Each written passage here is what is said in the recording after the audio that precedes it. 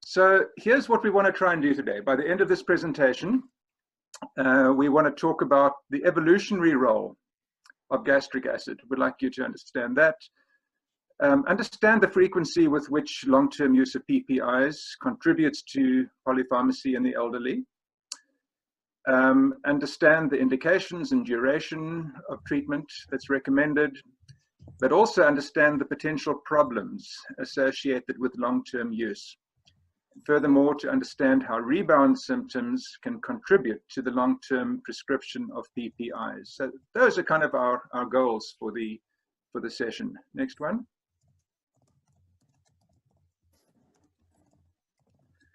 So I'm being rather shameless here, and I'm going to last year's 3D conference, where Dr. Tom Finucane from Johns Hopkins was our guest speaker, keynote speaker. And these are the two quotes that he used to start his presentation. The first, and they're both by the famous Canadian Sir William Osler. And the one is from 1900 and the other one's from 1909. So the first one, the desire to take medications is the main thing that distinguishes man from the animals. And far too large a section of the treatment of disease is today controlled by the big manufacturing pharmacists who have enslaved us in a plausible pseudoscience. So that sounds like somebody could have been writing that today, except that it was 1909. Anyway, Tom Finucane was a great skeptic, and he gave some wonderful addresses to our conference. And afterwards, we took him to Bergeron Falls. And this was a rather terrifying moment, that bottom left photograph there, because it's 350 foot down to the bottom. And Tom obviously thought he had good balance, but he's got his hands in his pockets. So that's when you your balance isn't so great. But anyway, he survived and we all survived, and we had a great time, and we hope we bring them back here for the next 3D. Next one. Now that, I believe we have Dr. Perry. Yes, Tom, you're with us today. And we're so very grateful to all the help you've given to this project. And I thought it fair to share this photograph of you in a different guise on that hike. And there's a reason for this, because when I tried to develop a thing called the Health in Geoparks project, and was trying to collaborate with Northern Health, and I was saying, we actually advise people, we love people up in the Alpine to drink the water straight from the ground, lie down and lap it up. And Northern Health sort of freaked out, the public health folks, saying, no, they gave me a long list of diseases you could get and all the things that could go wrong, and we'd be in big trouble if we included anything like that. And so Tom knows all that. And then he had this impeccable source who said, this is anecdotal. We've been drinking from this creek, spring-fed, for 20 years, and we've never gotten sick. So Tom weighed up the official evidence and the anecdote, and he decided to go with the anecdote. And as far as I know, he never got sick. And but the benefits were Tom connected with the land, and there is nothing quite like drinking water from Tumbler Ridge fresh like that. You get all these endorphin-like benefits. So definitely a worthwhile endeavor. And thank you for the comment, Tom. Next one.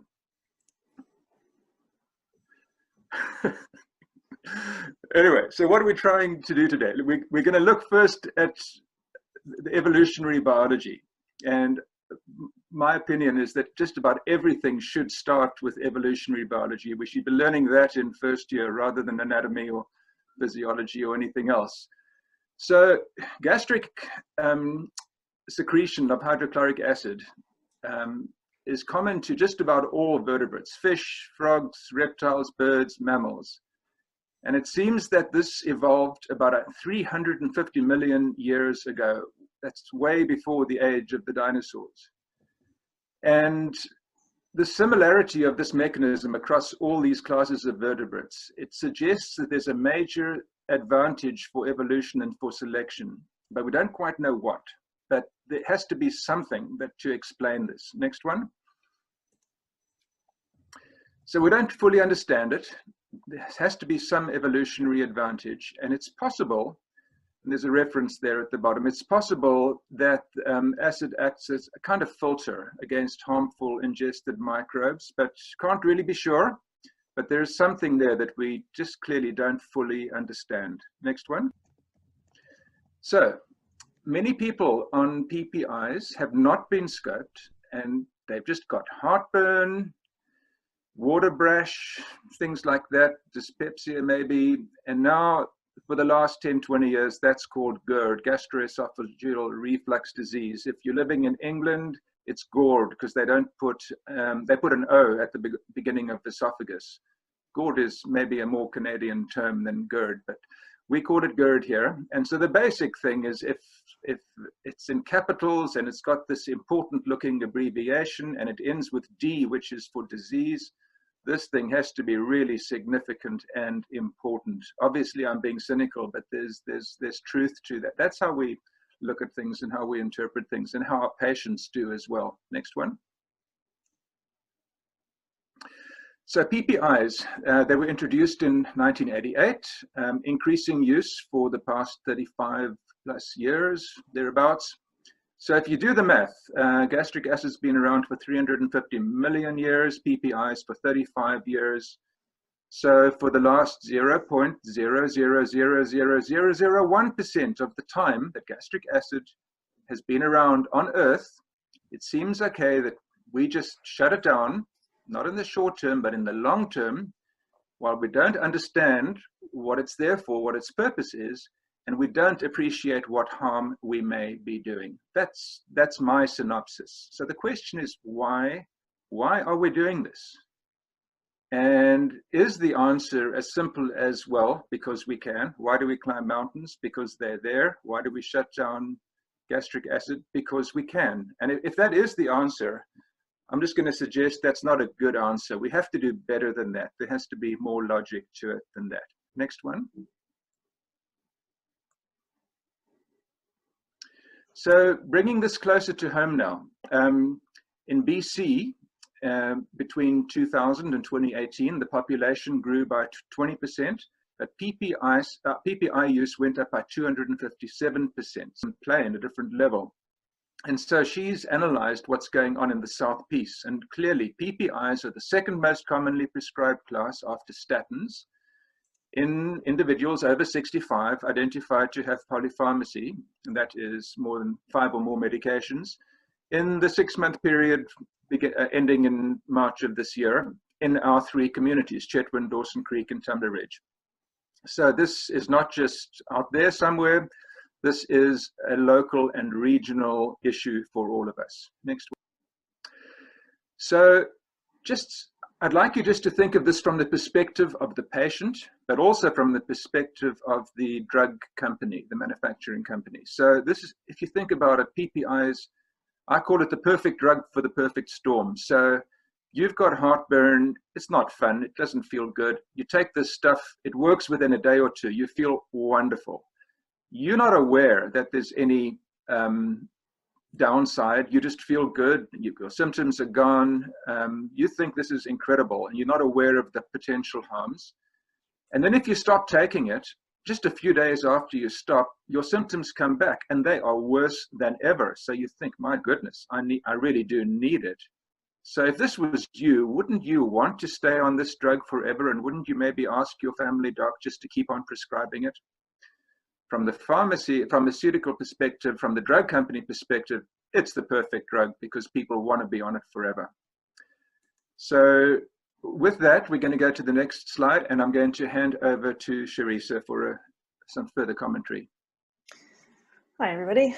So I just thought I'd start with a slide just showing the list of proton pump inhibitors that are available in Canada, and just to point out a couple of little things. For the most part, there's no difference between them in terms of the effectiveness of the drug. So if somebody tries one and it doesn't work, you can certainly try another and you may find that it works. From a pharmacare perspective, there are differences. I've got stars beside the pantoprazole magnesium, which is Tecta, and rabeprazole, Periet. Those are the 2 that are the reference drugs in BC. So in order to get pharmacare coverage, people have to have tried and failed on both of those before they can get any of the other medications covered. with the exception of dexlansoprazole, which is not a pharmacare benefit regularly. A couple of other things. Isomeprazole, the Nexium brand tabs can be dispersed in water for administration via NG tubes. That's going to be a unique feature of those ones. And lansoprazole, the brand name Prevacid fast tabs, will dissolve in the mouth for patients who have difficulty swallowing. Now, the one exception to needing a special authority, because you still need a special authority to give pantoprazole or ribaprazole, and the special authority requirement is that they have to have a history of GERD at a minimum. There might be other, like it could also be for Barrett esophagus or for erosive esophagitis, but GERD is the minimum. But the exception would be if there's a PPI that's in combination with antibiotics for H. pylori infection, those are automatic pharmacare benefits. But yeah, that's that. So I'm just going to go over some of the common indications for PPI use and the recommended duration of therapy. So peptic ulcer disease, the first one, H. pylori, so you have to confirm H. pylori infection causing the ulcer. The treatment is 10 to 14 days, and it is twice daily PPI in that situation. And it must be given along with antibiotics, and there are a few different options for antibiotic combinations for H. pylori, but I'm not going to go into that with this discussion. If there's an uncomplicated ulcer that is not caused by H. pylori, the recommendation is 4 to 6 weeks for a duodenal ulcer, or 6 to 8 weeks for a gastric ulcer or an ulcer that's idiopathic. If that ulcer was caused by medication such as NSAID, provide the PPI for as long as the NSAID continues to be used, but make sure to reassess to make sure that that NSAID is still necessary on a regular basis. Next type of peptic ulcer would be either a recurrent or a complicated or bleeding ulcer. In that situation, you would be looking at probably long-term PPI use, but regularly reassess, maybe once a year. Check to make sure that it's still necessary. Check the dose. Sometimes people end up on twice daily PPIs for a long time when once a day might do the trick, or even every second day. Yeah, those are kind of the options there. Just move on here. So next one is GERD or GORD. The recommended duration of therapy is for 4 to 8 weeks, and then attempt to stop or reduce use. Always want to get away with the lowest amount or the least frequent use for that indication. If a person has Barrett esophagus, that's probably a long-term, although it's not absolutely necessary if they don't have any symptoms of GERD going on with the Barrett esophagus. BID use only if once-a-day use doesn't adequately control their reflux symptoms. In situations involving erosive esophagitis, the recommended duration is 4 to 8 weeks. If it hasn't worked to reduce the symptoms of pain in the esophagus, we can extend that up to 6 months before reevaluating. And then, of course, in Zollinger-Ellison syndrome, they have long-term use and much higher doses than with any of the other indications, and they're on that for life. They should be monitored annually for vitamin B12 deficiency. So just to note that they don't recommend routine checking of vitamin B12 deficiency for any other use of long-term PPIs, just for the high-dose use in Zollinger-Ellison syndrome. Although if somebody exhibits symptoms of B12 deficiency, it would be something to look at. So specifically relating to acid reflux GERD, there are some non-drug treatments that a person can consider. First one would be if they have nighttime symptoms of acid reflux, not daytime. It's certainly good to raise the head of the bed, not simply adding more pillows, but to actually put bricks under the head of the bed to raise the whole head of the bed up. Will often control symptoms for a patient without having to use medications. So that's always a good thing to have people try if they're having nighttime symptoms. 2 other things that can provoke symptoms: avoid foods and medications that are causing those symptoms. Try to eat more slowly, make the meals last a bit longer. Avoid having too much fluid with their meals. taking off a few excess pounds can make a big difference for some people, as we'll find out later. And avoiding tobacco and excessive alcohol uses both can increase the risk for ulcers and for acid reflux. So we want to go through what the associations are, and we know association is not causation, but still significant, and therefore what the potential harms are. And it's a fairly long list there. This is from therapeutics letters from the Therapeutics Initiative, but decreased magnesium, calcium, potassium, increased C. diff, that's quite a big one, increased risk of fractures, spontaneous bacterial peritonitis, and then iron deficiency, B12 deficiency, gastric polyps are pretty common. There is the issue of respiratory infections and pneumonia, again, association rather than demonstrated causation, but worrisome nonetheless, and even dementia. Next one, please. And these are possibly less well known, but again, from the Therapeutics Initiative, from the Therapeutics letter, a relative risk of 2.3 for cardiovascular disease, 2.1 for gastric CA, 1.6 for acute kidney injury, and 1.3 for chronic kidney disease. Not the sort of things we'd expect. And these things are kind of, until recently, were new to me. We hadn't been taught this or anything like that. So next one. So again, the reference is at the bottom there, but the conclusion is that on balance, it's likely that long-term PPI use increases all-cause mortality in older adults. Next one. So the observational studies show these harms with an increased risk of death. The problem is that you really need long-term follow-up to pick these things up, and even large randomized controlled clinical trials might not detect these things if they're not sufficiently long. And then you've got to ask yourself, what sort of standard of evidence do we want that something works, and what standard of evidence do we want that maybe it causes harm? And I know the mantra for me in medical school that I've never forgotten, primum non nocere, first do no harm. And I've tried to let that guide me through my medical career. And the problem is, even though there are these signals of harm, 88% of people over 65 on PPIs in BC were long-term users. That was in 2018. I doubt that it's changed since then. Next one. So the reality is many people take their PPIs well beyond what's recommended. There's inconvenience, an extra pill a day or two.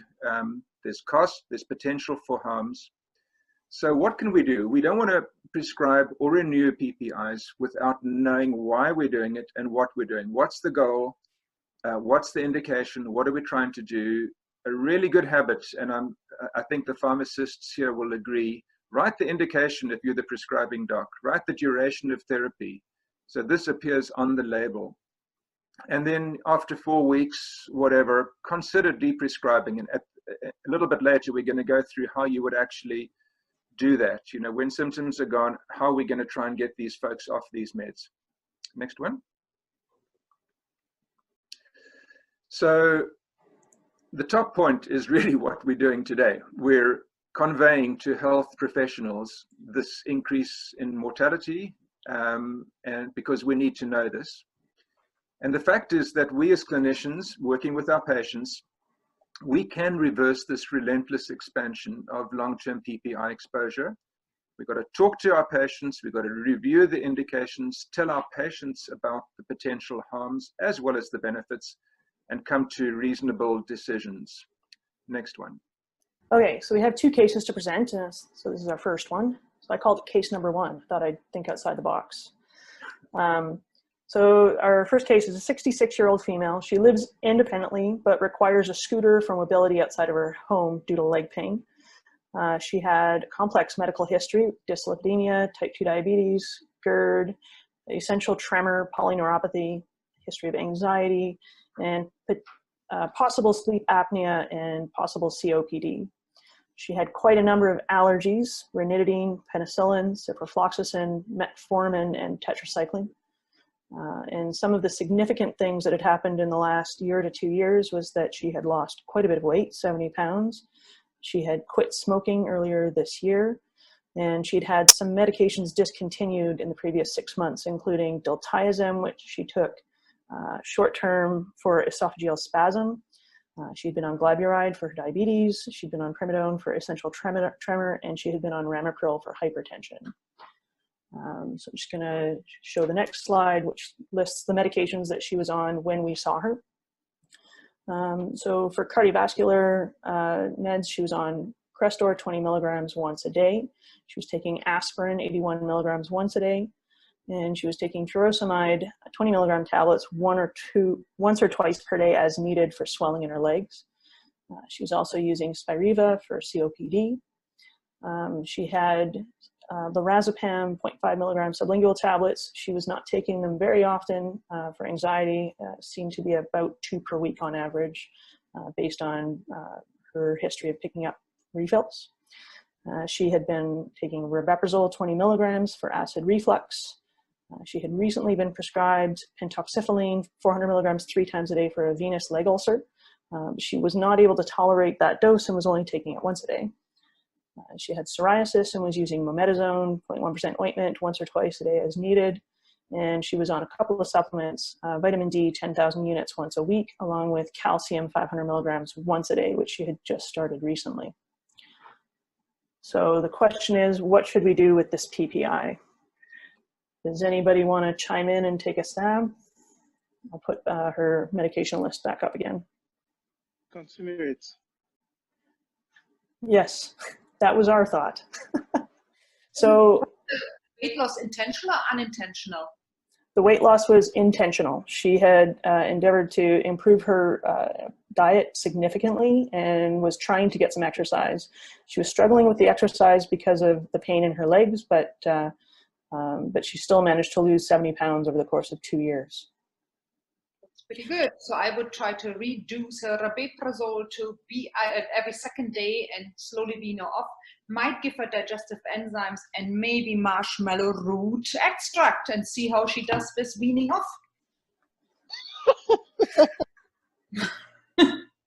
I never once thought about marshmallow root. I like that though. I think I remember reading about that in the past. That is absolutely what we wanted to do. And she's down to taking it 3 times a week. I followed up with her this week to see where she was at. And she's got down to 3 times a week, and she's going to try to come down to 2 times a week coming forward. With her, a couple of things I wanted to point out. She had an allergy to ranitidine, so we weren't able to step her down to an H2 receptor antagonist, which I sometimes try to do with people who are coming off of PPIs. And the other thing that I wanted to point out was not when we were doing the workup with her, but when I was writing up the slides for this presentation, I was going through her chart at the pharmacy, and I found a note that I had made 3 years earlier that I had spoken to her about considering coming off of rabeprazole, because at that point she'd been on it for quite a few years already. And at the time I made a note that she wasn't ready to consider coming off of it, but she didn't mind me asking her about it. And so I just left myself that note so that I would eventually come back to that again. And I think that's kind of an important key. Sometimes people aren't ready. They're not in the headspace to make changes to their medications. And with her, she wasn't ready the first time I brought it up, but the second time we brought it up, she was very much in a headspace of wanting to reduce her medications, as she'd clearly done earlier in the year with stopping several other medications. And of course there were other issues, but this being a PPI presentation, we were just going to focus on that one. Does anybody have any questions? Nope. Charissa, Tom had a question, just a point there on the chat. I don't think you can maybe see the chat, but no, I can't see that. The question was Spiriva, and I mean, there were actually a whole bunch of other things. You know, the rabeprazole was one of her issues. She was on this minute dose of that drug for her peripheral vascular disease, which was probably doing nothing. And we didn't even know she had COPD. Was Spiriva indicated? This is one of those cases where there were just multiple issues to deal with, and where do you start? What do you go with first? And the PPI was one of many. So absolutely agree with Tom. How much do you go in depth for resolving GERD with lifestyle issues? Because I think it's a standard North American diet inducing almost GERD, right? And if people change their diet, they notice quite a significant improvement of their GERD symptoms, right? Not drinking carbonated drinks, no pop, no processed food, just down to the scratch, right? Basic feeding and eating. And many people then have no trouble with GERD, or even the weight loss would be quite improving things, right? Yeah. So, absolutely. Yep. It's a conversation I have with people most days in my pharmacy, how to change diet to not just GERD, but diabetes, hypertension, whatever. And it's an important thing that we need to talk to people about constantly. That's quite right. And Ulrika, all the things you're suggesting there really have no downside. They have other benefits as well. But as we all know, it's actually easier to spend 10 seconds writing a prescription for a PPI than 10 minutes explaining these things in detail. So many of us, we know what, if you're rushed and everything, it's easier to write the prescription, but the prescription carries harms with it, is the message we're trying to get across here. But for me, I cringe with writing a prescription. For me, it's worth my while to spend a long time with patients and explain, would I take this really? And then if I have a good reason to take it, I would take it voluntarily too. Yes, you might have a good reason to, otherwise no. So I think we should put ourselves in the patient's shoes too, right? Would you take it? The PPI charts? Probably not, right? If it could be out. I've certainly got to that point in my life. I wouldn't. Seen too many people. It can be a real struggle. Yeah. Michael's asked a question: can we cut the rabeprazole in half? We might as well address that now, Charissa. Actually, yeah, that is what we did with this lady. Now that I think about it, we cut her back to 10 milligrams, and then she started tapering from there. And that is the benefit of using rabeprazole, or pantoprazole sodium is another one where you can cut back to like half of the regular dose and do a stepwise approach to discontinuing the proton pump inhibitor. Lena is asking how long it would take to taper off the PPI. Lena, I think we're going to cover that in just a minute. It's one of the next slides, so we'll certainly get to that question. Okay, so case number 2, another woman, this one 72 years old, lives independently. Her medical history included hypertension, GERD, dyslipidemia, hypothyroidism, urinary incontinence, anxiety and depression, stroke, and back pain. She had no allergies that we were aware of, and her recent medical history included, again, 40 pounds lost over the previous year, and as a result of that was able to successfully discontinue baclofen, which she had been using for her back pain. She'd been measuring her BP at home, and it was 106/78, and she had been experiencing dizziness recently, as well as swelling and pain in her legs and feet. So her weight loss was due to increased exercise and improving her diet. And this pain in her legs and feet and the dizziness was making it harder for her to go for her daily walks. So that was one of the issues that we were addressing with her.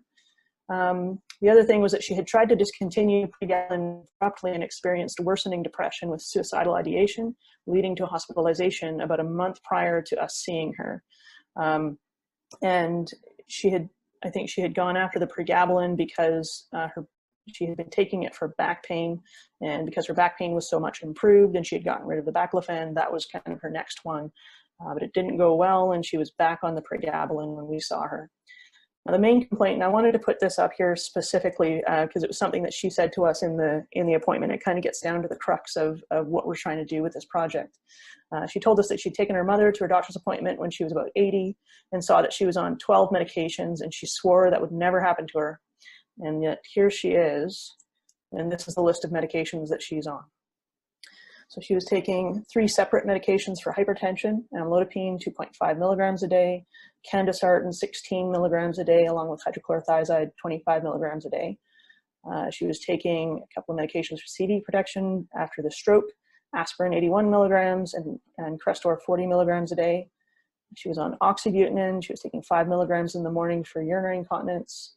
And she was on, for her back pain, sleep, and anxiety, a combination of pregabalin, 75 milligrams twice a day, and CBD oil.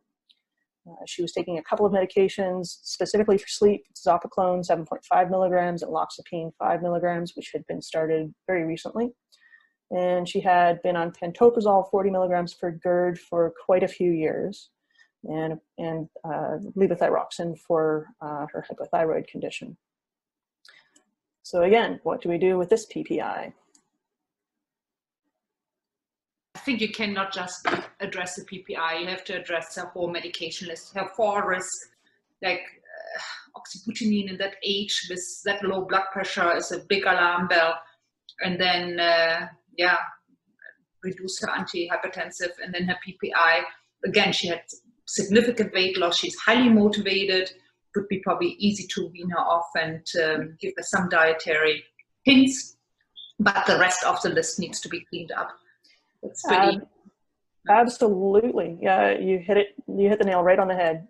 We addressed the low blood pressure and dizziness, got rid of the oxybutynin, got rid of amlodipine, and I think we cut back the dose of her Crestor by half. And I think that's all we did at the time. And then we pushed the pantoprazole 3 months down the road. So let her stabilize with all of the rest of it. And then we cut her back to 10 milligrams of rabeprazole with her next prescription, and she's going to start tapering. So we saw her actually quite early on in the summer, probably around July. Well, I guess that's not early in the summer, but it seems like a long time ago now. I think it was 3 years, right? Yeah, so we addressed the other issues first and then left the pantoprazole for later. She was definitely motivated to come off of it, but it was too much all at once. Was the pattern for primary prevention or secondary prevention? It was secondary prevention. She'd had a stroke. Okay. Yeah. The other thing with her, we kind of learnt this thing which we don't really get taught that often, but stopping pregabalin abruptly, that was pretty scary. And you can't prove that that's what had caused her hospital admission, but the temporal relationship was quite striking. But at the same time, pregabalin is not really a treatment for backache. So she was absolutely right in wanting to stop it, but it was just, we can taper you off gently and get you off this drug that you don't need, rather than just doing it abruptly.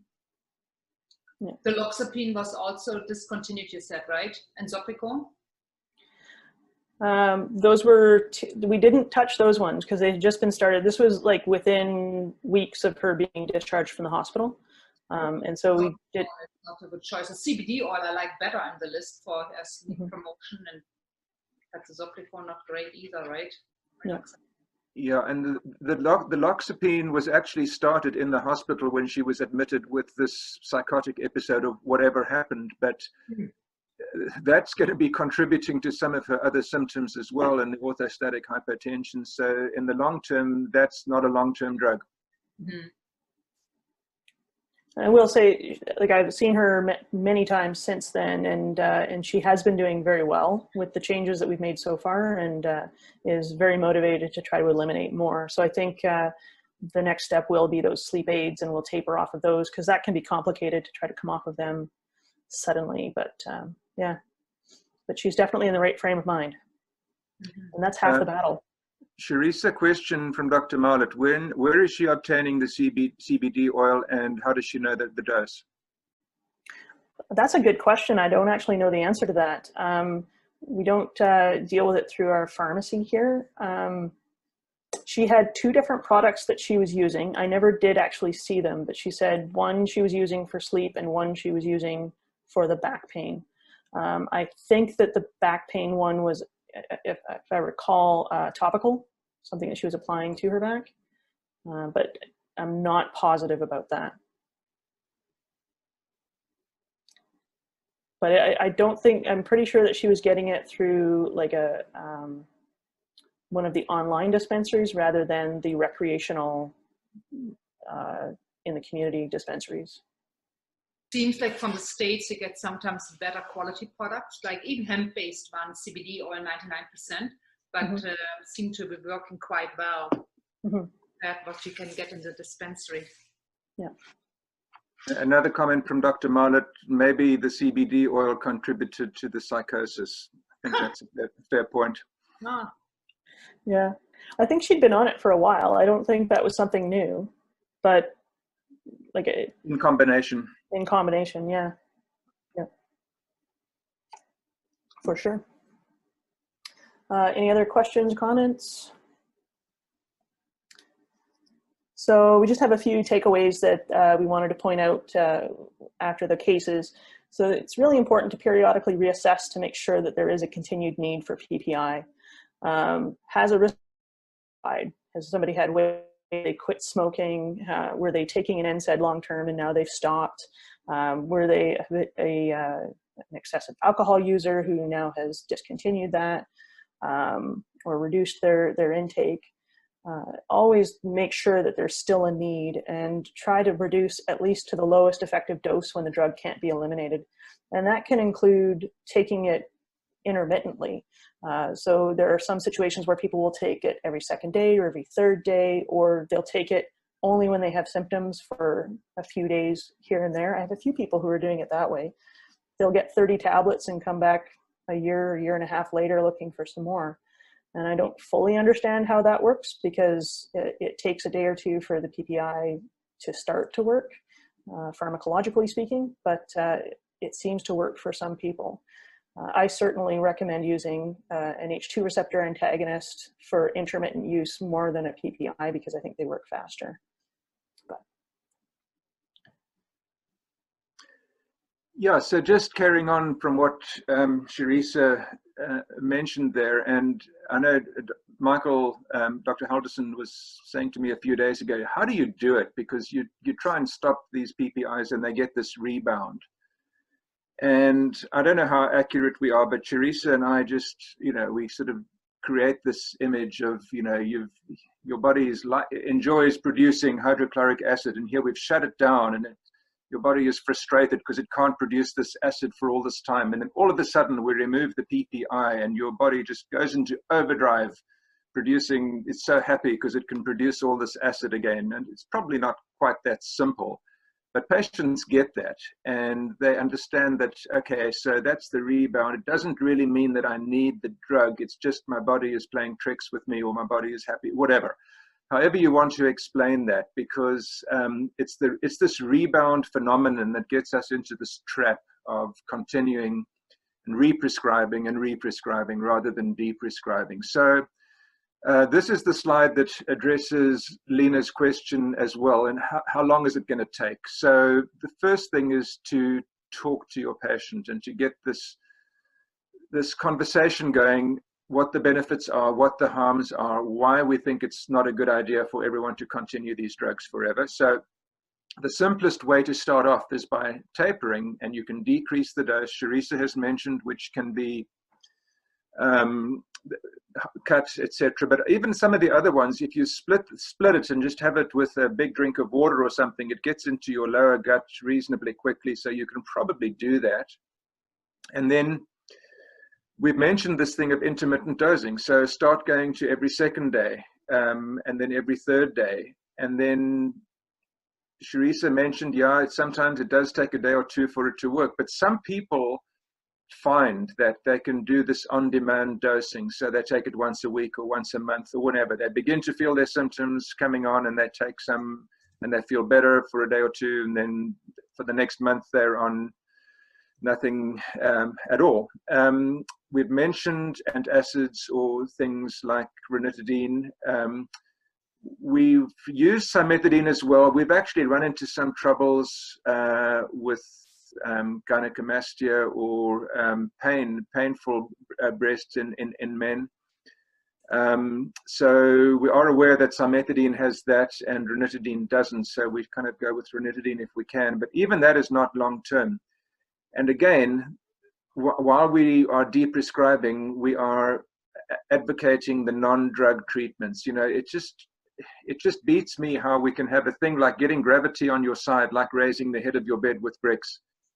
and we don't always do it. That should be, as family docs, that should be our go-to thing. That's where we start. And you know, PPIs or other meds are sort of down the road if the non-drug things don't work first. But yet for many of us, and I mean, this is not pointing any fingers, because I think all of us who've been in practice for a long time realize at some point years ago, this is what we did, you know, and I look upon that with regret, you know, and say, well, how do we change things for the future? But the last one is just eventually you stop this. And the bottom line, it's if you want to get a patient off a PPI really quickly, I think you're almost doomed to failure. We've found it takes weeks.